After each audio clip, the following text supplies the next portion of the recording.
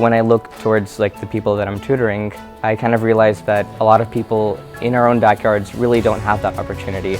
So I think through outreach, we're promoting that academic success that a lot of people in our community itself don't really have. You really have to be persistent with your student, and you really have to learn to, not go at your own pace, which is what we're used to as students in PISD, but really adapt and change to however they're learning and find what way is best for them.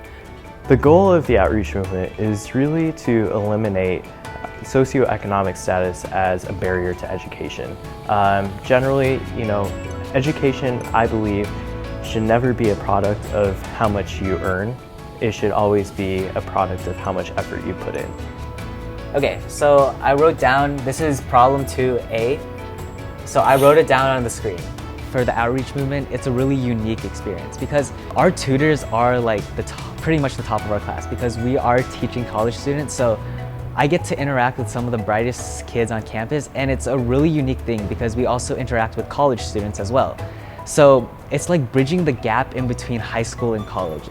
For someone that hasn't had as many opportunities, as many privileges as I did, it really not only makes me value more what I have, but also just be a lot more conscious about everyone around me.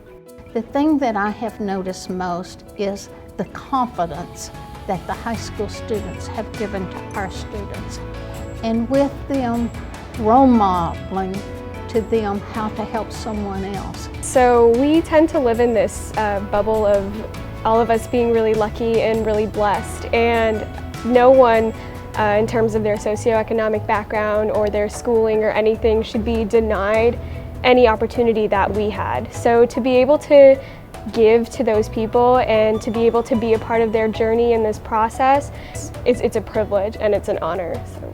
Not only are we impacting the student's life, the student is also impacting the tutor's life. It goes both ways. I think, you think that you're giving to the student, but really they're also giving back to you. These students are so together and so organized, our tutors and our lead tutors, that a lot of times they're the ones doing all of the work.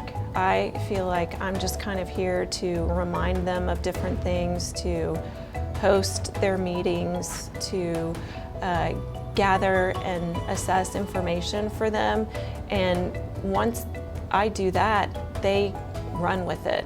The tutoring that I've been doing for my student really has given me an appreciation for the teachers that I have, because I really understand that they have to take it at our pace as well, and I have one student, but they have hundreds. From last year, outreach has grown a lot, and I would like to continue this trend.